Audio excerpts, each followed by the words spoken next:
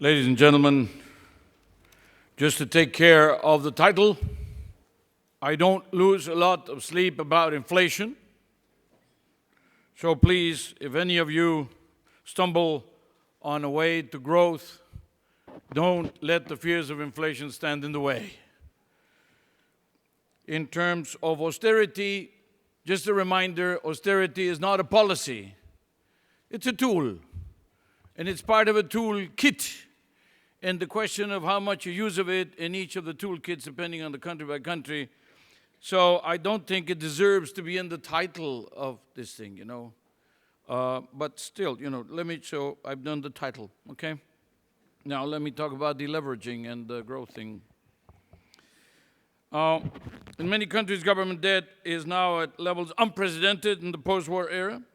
It's true of the United States, Japan, many European countries. Average gross government debt across OECD countries is around 100% of debt to GDP and still climbing.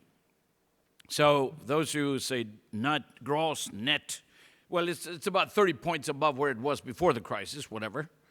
And the problem is it is still rising before it stabilizes, sometimes rising very fast. In the case of Europe, high government indebtedness and the crisis that it has triggered is a symptom of a deeper, more fundamental malaise, a lack of effective governance arrangements to promote fiscal discipline in a monetary union. It's the order of things, so they went to the common currency, and now they're going back to the question that perhaps there should be a certain fiscal discipline, and I hope that that is being addressed by the compact or the six-pack or whatever pack. But it still has to be done. Now, high debt is not a privilege of governments. Crisis also left an equally large overhang on the balance sheet of banks and households. And to varying degree, the real estate boom that emerged before the crisis in some countries, easy access to credit, often with limited regard for the creditworthiness of borrowers, have allowed households to live beyond their means and accumulate large debts. Excessive risk-taking, in part due to poor regulation, has inflated the balance sheets of banks. Now, it's clear that many governments, banks, households have overstretched themselves. Situation not sustainable. Therefore, some deleveraging, not only desirable, but necessary. Okay? Some deleveraging, not only desirable, but necessary. Governments, households, banks. Having said that, now, the optimal timing for deleveraging among households, banks, and governments, of course, is a key point in the discussion. This has been highlighted in economic literature since the 30s. Irving Fisher's and Minsky's said deficit-financed government spending can allow the economy to avoid unemployment and deflation, while highly indebted private sector agents repair their balance sheets. But this was in a world which was much more segmented. As has been mentioned by all our speakers here, if you have a low debt, i.e. Spain, on the public side, but there is a perception that more of the problem lies with the banks, for example, that will have an impact on the sovereign. And of course, vice versa, which is a more typical situation. So maybe Minsky's world was one which was more divided in segments or silos. Today, you cannot really say that because the risk is being perceived as one single risk for the whole. Although the resolution methods are different, the risk is being perceived as one single one for countries as a whole. Now, in some cases, high debts combined with a sudden fall in growth prospects, and that can very seriously affect confidence. Why did this happen? Well, the problem is that you get this situation, which is a very big paradox, that you sacrifice growth in order to deal with the debt, and then the rating agencies tell you, congratulations, you get an A for effort on the debt, but where's the growth? Where's the growth? And then you start looking in your pockets, and you can't really find a lot of it. and then they say downgrade, downgrade, downgrade. So, and there you go. So, and leaders should stop trying to please the credit agencies. By the way, it's the rating agencies. They should just do what they think is best, and then the rating agencies will come back and we'll join them at the end. But in the meantime, leaders have been, in many cases, trying to chase their tails and in a downward spiral in order to please the rating agencies, and frankly, the results have been rather catastrophic. Now, let me say also that there's also a question here of behavior when you're looking at this phenomenon altogether, when you look at the households and when you look at the banks and when you look at the governments. There is such a thing as herd behavior. You probably heard about it. A loss of confidence in the ability of policymakers to deal with current challenges affects the decisions of households to consume, of businesses to invest, of financial markets to intermediate transactions. A lack of trust in the ability of agents to honor their debts then generates herd behavior of the same sort. Without a clear and consistent strategy for deleveraging, rampant indebtedness can seriously undermine confidence. Now, the rollover of public debt then becomes impossible, even at low levels of public debt, which is very, very difficult to understand. Spain has about half the debt of Italy and about 40% the public debt of Greece. And now, again, Italy is borrowing at a lower price than Spain. And it is not only because of the financial sector, but it is also because of the perception of whether one can deal with it or not. And by the way, it's interesting. Spain has a right-wing government with an absolute majority. And Italy has a non-elected technocratic government, as does Greece for the time being.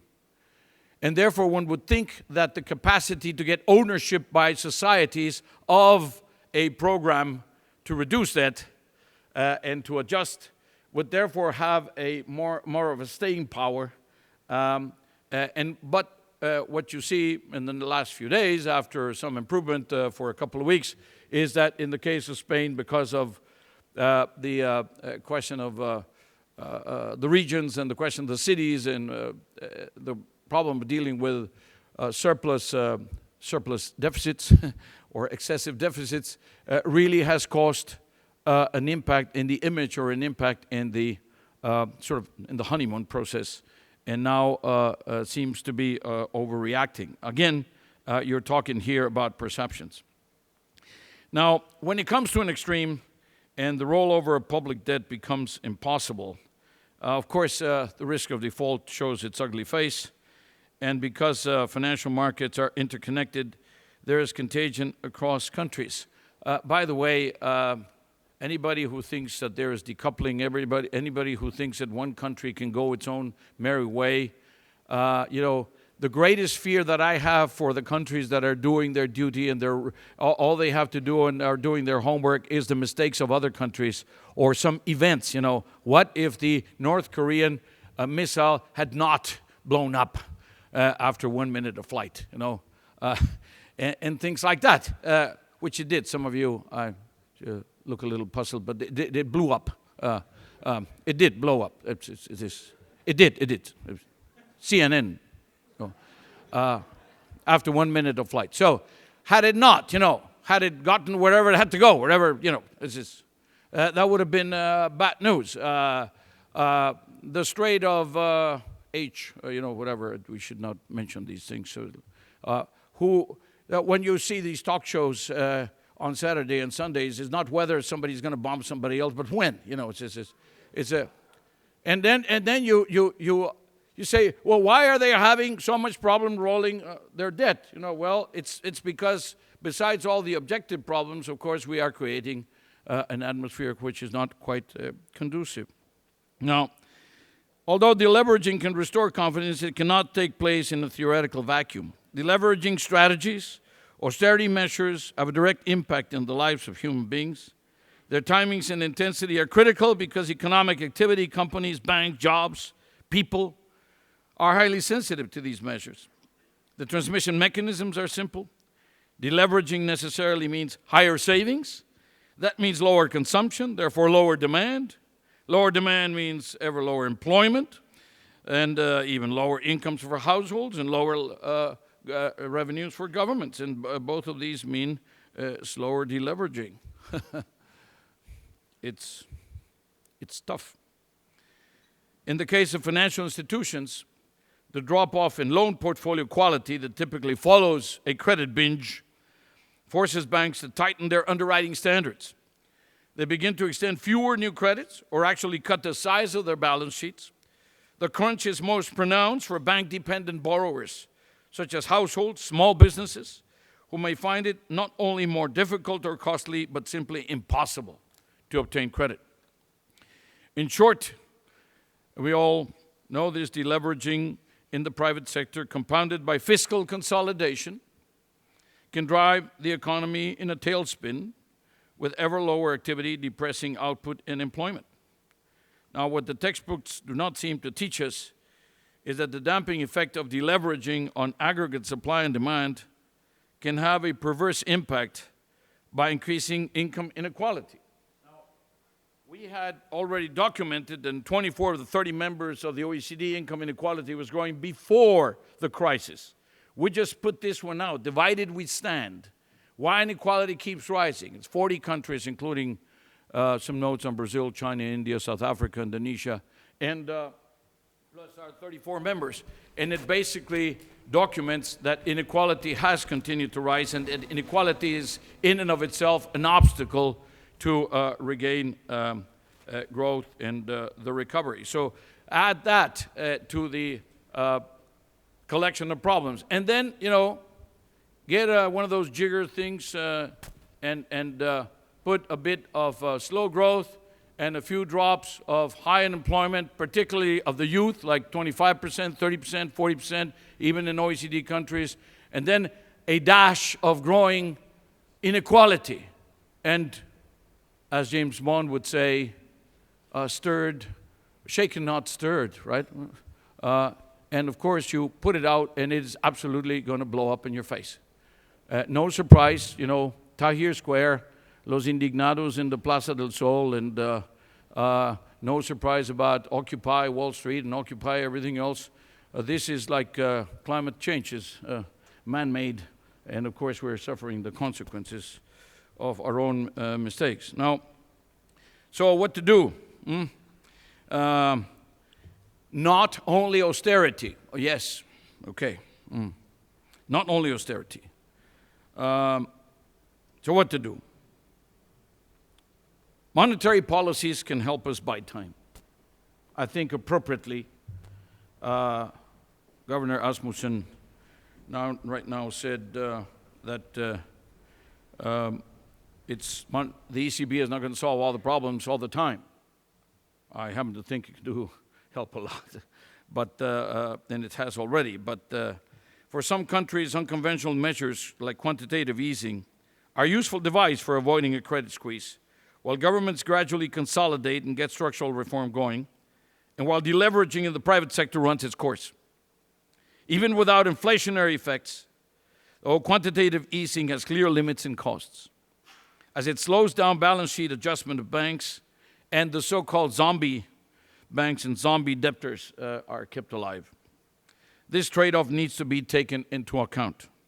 But please, no mistake, when you have to choose, go for the more lax monetary policy, which may allow for the adjustment in other parts of the economy. Second, where possible, fiscal policy can cushion the effects of deleveraging among households and firms. This was what we said when we launched those stimulus packages. Very few countries, Canada, because of Paul Martin's work for many, many years, which got Canada into a surplus for, 10 years, Paul? Or something like that. They could launch a big stimulus. Spain had 5 years of surpluses before the crisis, they could launch a big stimulus. But the ones who had 5 or 6% deficits already, of course, are struggling to come down from the double deficits even today, for double-digit deficits even today. So it's for those who have the margin. Who has the margin? Well, we're saying, in the case of the United States, don't use the automatic stabilizers of the deficit, because if you use those automatic cuts, it's probably too harsh, too fast. It'll go down too fast. Don't do that. Maybe negotiate a smoother solution for the 10-year program or something like that. Germany has some room. And I will not remind Mr. Asmussen that he was until recently the Deputy Minister of Finance of Germany. But, you know, it's a question of, now, are we saying a very responsible, very exemplary member of the European Union like Germany should forget about its good ways? No, it's a question of margin. It's a question of how much more you can give. And actually, domestic demand in Germany is actually increasing. Third, governments ran out of monetary policy, ran out of fiscal policy. What to do next? Well, we're saying go structural and, for heaven's sake, go social. Structural means education, it means innovation, it means green growth, it means taxes, it means health, it means flexibility in the labor markets, it means flexibility in the product markets, it means R&D, etc. Those are the things that will keep growth going for the medium and the long run. Go social simply because there are 15 million, just in the OECD, 15 million more unemployed than there were before, and many of them are now long-term unemployed. So when you are looking at bringing down the debt, when you're looking at deleveraging, these are some of the considerations that have to be taken into account. Now, let me just finish by saying the following about the sovereign debt situation. I think we've learned a lot. And one of the things we've learned is that we have to act swiftly when problems like these arise. 2 years ago, the Greek problem was a Greek problem. By having said that because they used the euro, they couldn't restructure, it couldn't be, addressed, couldn't talk to its creditors, et cetera, about a better situation.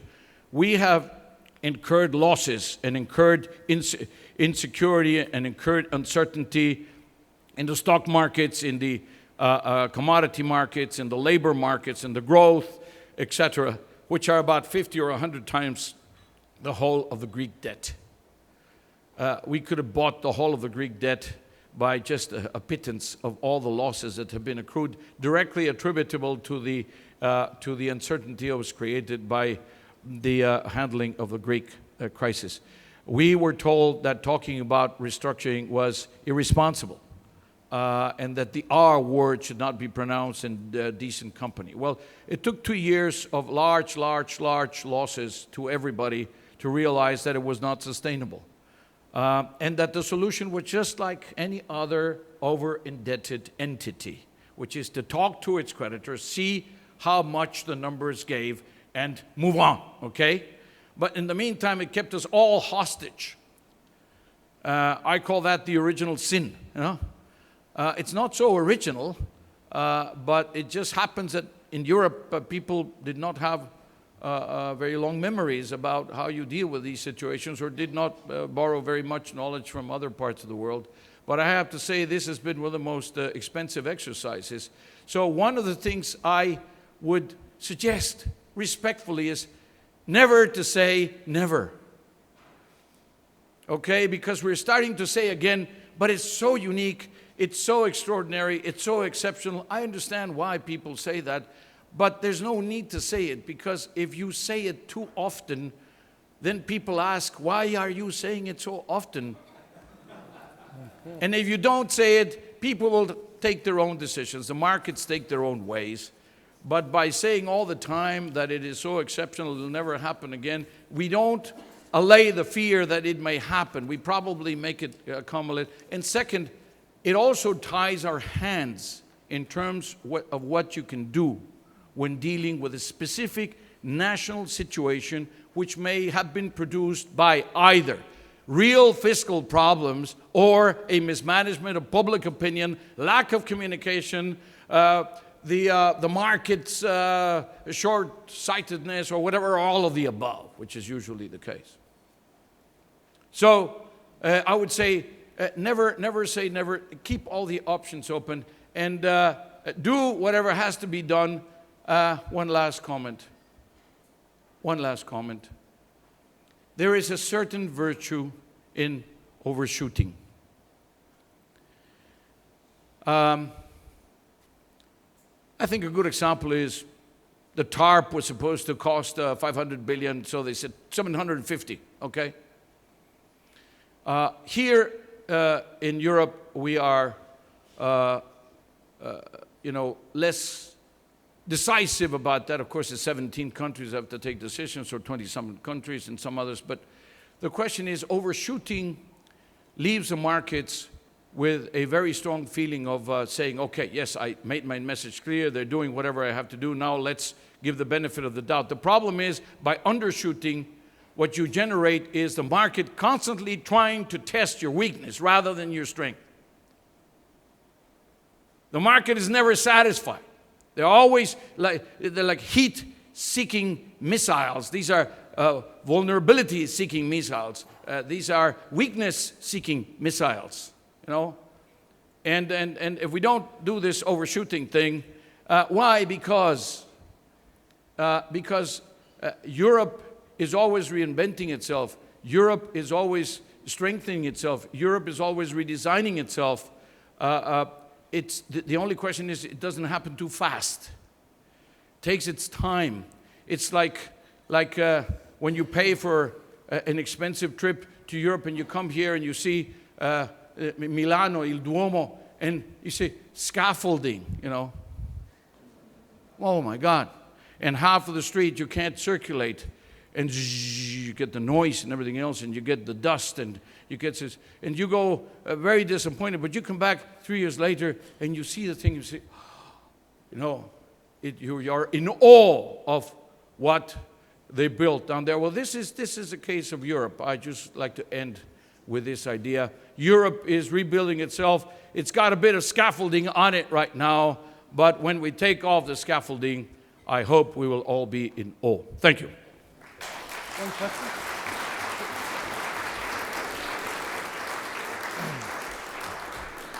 Just a quick question. Fascinating presentation. You say the overshooting has its merits. To what extent should the rest of the world, through the IMF, overshoot in the near future? And it's okay. Last August, and I say this because time counts here, okay? Last August, I published an op-ed in the Wall Street Journal saying that the so-called firewall had to be of around €1 trillion. Now, I say last August because a lot happened between last August and last week, okay? Among other things, 9 months. Now, in which a lot happened, but the important thing is that it was not because it's a capricious round figure. I mean, Gordon Brown was saying 2 trillion. It's like we were, competing, see, with the dance of the trillions.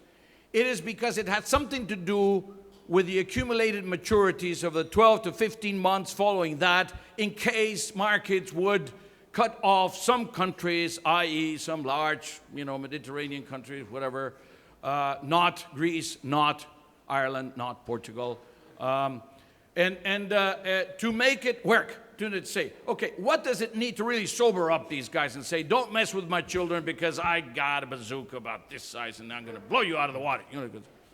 And be credible, not only because you got the bazooka, but because you're willing to use it, okay? So it had to do with that. And now we all understand the constraints, and we also understand that the ECB changed the game, because part of the trillion that was injected in the banks goes to support part of the bonds. And that is happening for practical purposes. It has been reported now as a problem because maybe too much is going to bonds, and they're using the spread there, the 1% against the 5% or whatever. It's like killing fish in a barrel, so why wouldn't you do it? But anyway, so the question is, that has been done, okay? Whether it's 500, 700, 840, 940, whatever the numbers, the arithmetic is. It is funny that Mr. Asmussen chose to say $8 trillion. He says, dollars. So we're almost there. We got to find a currency which is kind of halfway to. But big effort, big political effort now. Game changer, the ECB, which resolved the problem, the liquidity of the European banks very effectively, overnight almost. Fantastic. Kudos to the ECB for that. But of course, it also helps. So it probably reduces the need for a full, amount. And third, the IMF, and that's this weekend. We're all going to be in Washington, and we're going to be talking about or next weekend. And the question there is, what is the signal that first Europeans are going to send about their own willingness to support their own case? And second, what is going to be the response of the United States, more importantly, in a campaign moment, of Canada, but also of Japan, and of China, and of Brazil, etc., which frankly, I don't think Europe needs, but it's going to be good if they come in because it looks like it's a big, consolidated effort, etc. I think Europe has enough muscle if it uses all its instruments and all its capacity to, but it's good. So and it's not for not for Europe. The money for the IMF is needed so that the IMF is stronger and can be more credible and can help to stabilize situations if need be. And again, knowing that the money is there and that the IMF can come in helps to stabilize expectations. So you're asking me what my preference would be for this next weekend. I'd say, well, I said the mother of all firewalls. Then I should say maybe the mother of all IMF replenishments. What can I say? Just to be consistent. Again, this is not about saying more is better. It is not about saying a round figure is nice and understandable and it sticks to people's minds. In the case of the IMF, it's much more complex because it's about the whole of the world, not just Europe. But clearly, people have Europe in mind. And as I said, I hope they make a big contribution so that when we remove the scaffolding, it's going to be great. Thank you. Great. Thank you very much.